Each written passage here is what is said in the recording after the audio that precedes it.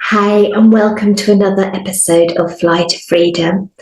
For those that don't know me, my name is Julia Drahane. I am an eating disorder recovery coach who has recovered herself from 40 years of anorexia, orthorexia, and exercise addiction. And quite honestly, quite simply, my life was so different now. Recovery is so incredible, so amazing that I just want other people to experience that, to find the freedom and the self love and just live this incredible life outside of an eating disorder. So that's why I do what I do. And I set up this podcast to just try and help people. And today, I would love to talk about the language we use and the way we speak to ourselves, because it's incredibly important. Our self-talk or internal dialogue is unbelievably powerful, and it significantly impacts our mindset and the progress when we're in recovery. It can either be positive and uplifting and supportive, or negative, critical, and pretty detrimental, to be honest. So let's have a look at that. There's not just the way you speak to yourself with like, oh, I'm good enough or I'm not good enough. It's the actual words we use. So let's first of all look at positive self-talk, which is super, super important, as it literally makes you feel better. It enhances your self-esteem, your motivation, and your overall well-being during all the challenges and complex processes of recovery. When you start introducing like positive affirmations into your self-talk, you can actually create a transformation in your mindset and how you feel emotionally. For instance, instead of saying things like, I'm not good enough, saying, I am worthy of recovery. Even if you don't fully know that to be true, the mere fact that you want to recover shows you that that's what needs to happen, that you are worthy of recovery. Saying I am resilient and capable is so true and really, really helpful. It makes you feel like you can do more. And the reason I know it's so true is because you're listening to this podcast, which means you have 100% success rate of getting through every bit of shit that life has thrown at you so far, because you're here. So you've got through it. So you are resilient and capable. Whether or not you feel it, that is what you are. And I deserve support helps you counteract negative self-talk patterns. All these things help create a better sense of self-compassion and empowerment. Negative self-talk can exacerbate feelings of inadequacy, hopelessness, and unworthiness, which, as you know, just makes you feel shit, really, and it hinders the progress of your recovery and reinforces those harmful beliefs and distorted perceptions that you already have about yourself and your body. There are cognitive distortions like overgeneralization, mind reading, catastrophizing. These are all really common and linked to negative self-talk, especially with people in an eating disorder. And they create barriers to healing. And we, quite honestly, make up stories all the time about everything. Like, oh, why is it when you want to say something, your mind goes blank? But literally, we make up stories. So I could make up a story about that. I could say, my mind has gone blank because if I was being negative, I could say, my memory is really bad because I'm now 50 years old, which means I don't have capacity to remember things anymore. And it's because I'm old, which means life is all going downhill. And actually, it's just that I'm trying to think of lots of different things at once. It's got nothing to do with my age. And that was a story that I made up that would, if I believed that, if that was the sort of thing that I told myself, which I used to, it would make me feel rubbish. It would make me feel low. It would make me feel like I wasn't capable. It would make me feel stupid. And how is feeling any of those things helping me? It's not. It's not helpful at all to put yourself down and feel rubbish, make yourself feel less than. None of those things are helpful. And you get to spend the rest of your life with you. Other people will come and go, but the one constant that you're going to be with forever and ever is you. So when you are making up stories, when you are saying things to yourself about why and stuff, would it not be nicer to make up things that feel good, to say things that make you feel better, not worse? And perhaps you have grown up with other people criticizing you and been conditioned to be critical to yourself. And even, I was brought up to believe that saying anything nice to myself was arrogance. And it's not. Quite simply, it's literally not. And being kinder to myself has made a huge, huge difference. It made a massive difference in my ability to recover. And it makes a huge difference about how I feel about myself. So when you recognize the impact of self-talk on your recovery journey, you can take proactive steps to create a more supportive and compassionate inner dialogue that actually nurtures your well-being and promotes long-term healing. When we talk negatively to ourselves, it actually plays a significant role in influencing our mindsets. It reinforces damaging belief and makes it challenging for us to progress towards healing and self-acceptance. Back to the stories, you may create stories that you draw big conclusions based on very limited evidence, which leads to very distorted beliefs about yourself and your body. And this can intensify the negative self-talk. It's like a downward spiral where you say one thing and then that leads to another and another and another. And all these negativities create a huge barrier to developing a positive self-image. Imagining that we know what other people think of us, which literally we all do all the time. Like, I bet they're thinking that I've done this, or I bet they're thinking that I look like that. We can't know what somebody else is thinking of us.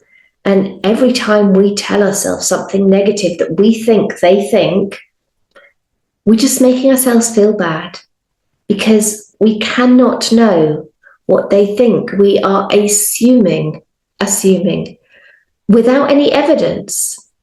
So we may feel like people are judging our appearance, our eating habits, making us feel more inadequate, a lot of shame, and it literally grows all those feelings of unworthiness. and just stops the progress of recovery.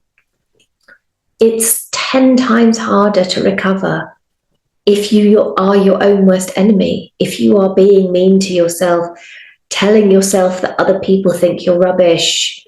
It makes life so, so much harder. So bringing in being positive to yourself, saying things like, I am worthy of recovery, I am stronger than the eating disorder, acts as daily reminders of your strength and resilience and helps you navigate all the challenges in recovery, because there are lots. So when you say to yourself, when you're struggling and you say, I am resilient, I am capable, I can do this, then you will be able to do it. There's also the words we use. For example, Victoria always used to tell me about this so much. When you say, I'll try and have the 3 meals and 3 snacks, I will try to eat the amount and eat regularly. And this phrase suggests there's actually a possibility of not following through. It makes it easier to skip meals when I'm faced with obstacles. So when we use the phrase, I'll try, we're literally introducing a potential excuse or justification for not achieving the thing we say we'll try and do. It actually implies a lack of confidence and commitment, leaving room for doubt. When we use this phrase, we're creating a mental escape route, allowing ourselves to accept failure more easily. So the phrase, I will try, undermines our intentions and weakens our resolve. So instead of saying, I will try to eat regularly, you can say, I will do whatever it takes to eat regularly. And this statement demonstrates a firm commitment to prioritize health and make necessary lifestyle changes.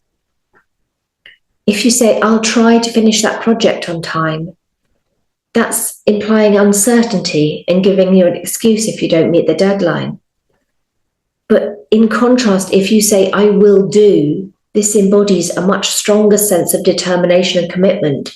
And when you use these words, you're eliminating the possibility of failure as an option. So the language shift from I will try to I will do empowers us to take ownership of our intentions and increases the motivation to follow through.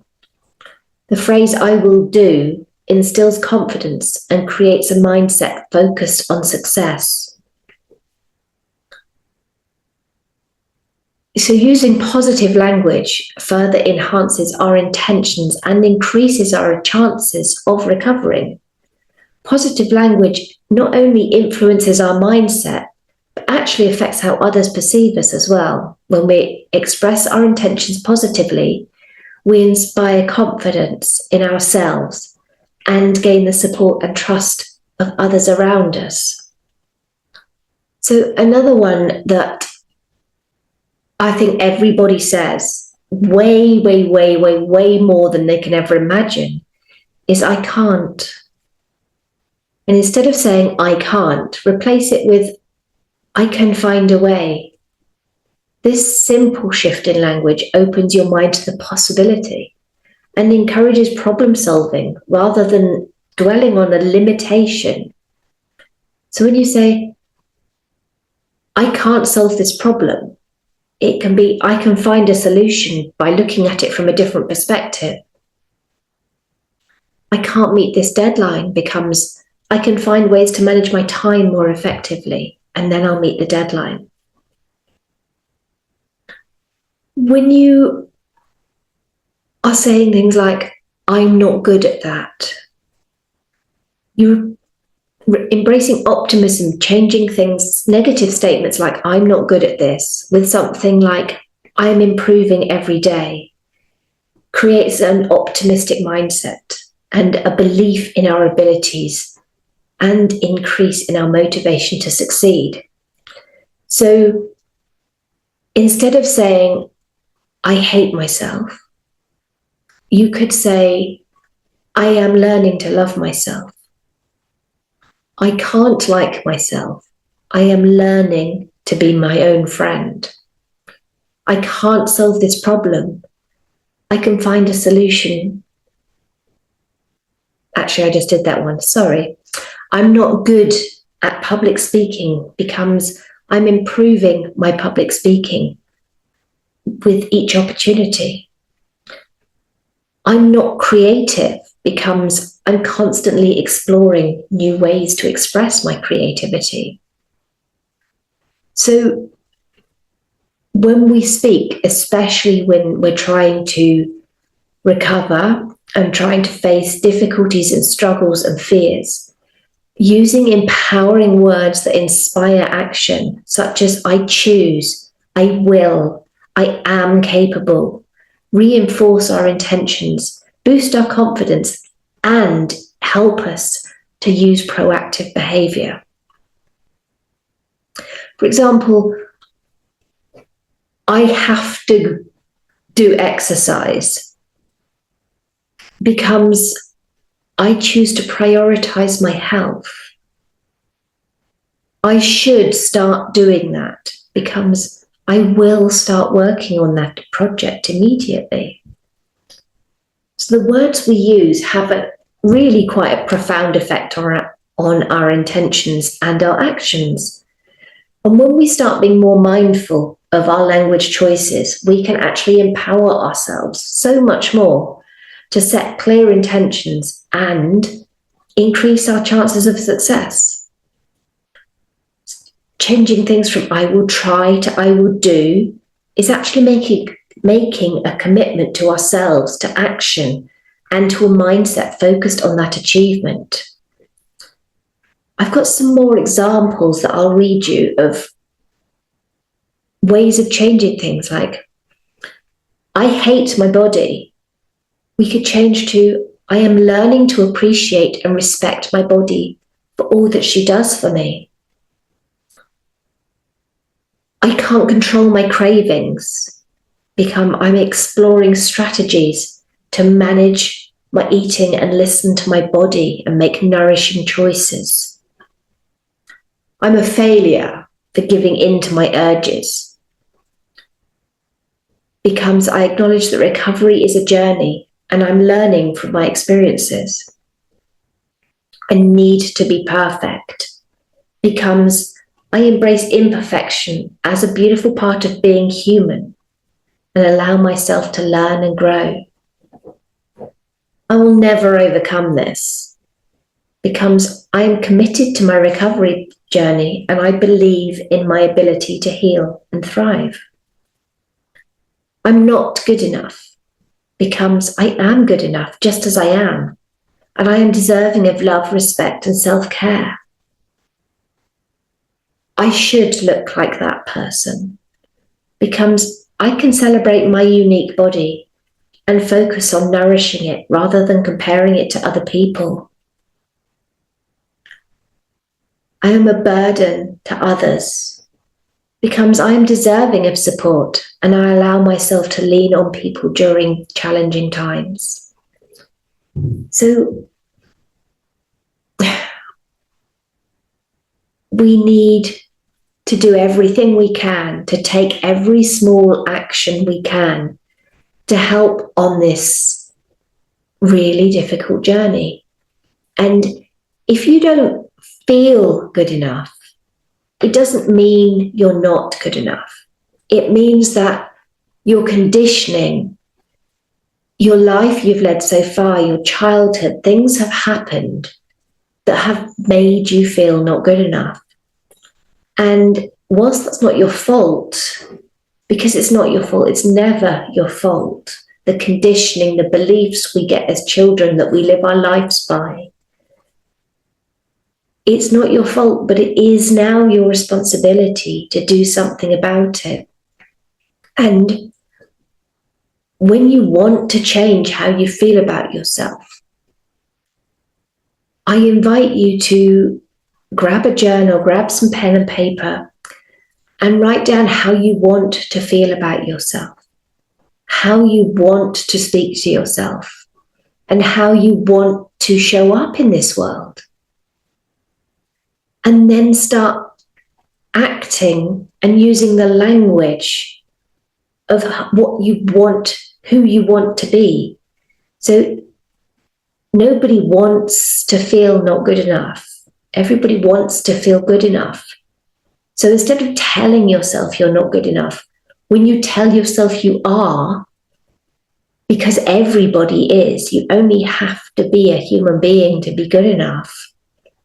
So when you tell yourself you are, you start creating those pathways to that becoming your reality, for you to start feeling that.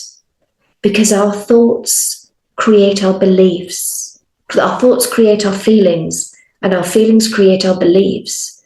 So if we focus on the thoughts and the words that make us feel better, that make us feel good, that empower us and don't limit us, then we start to create feelings that we are good enough, that we do have power. And then our beliefs start to change, that actually we do deserve everything, and we are absolutely good enough, and we don't have to do, be, or look like anybody or anything to be good enough. So it's so important. I know this has been a bit of a muddly episode. I guess I get a bit passionate about this subject. But it is so, so, so important how you talk to yourself and the language you use. If you're questioning it, if you're questioning what you say, would you say that to somebody else? Would you tell them you can't recover? You can't eat that? Because you wouldn't, would you? You would tell them that they can. Because you would be compassionate and loving to somebody else.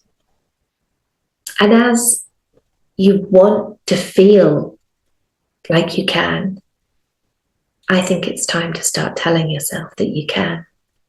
You've got this. I know you've got this. I believe in you. I really do. I know it's possible. And I know you can do it. I'm sending you so much love, and reach out. I'm here. Send me an email. Send me a message on Instagram. I believe you can send a message on YouTube and Spotify as well. So do that. I'm here. Take care. I'll see you all next week. Lots of love.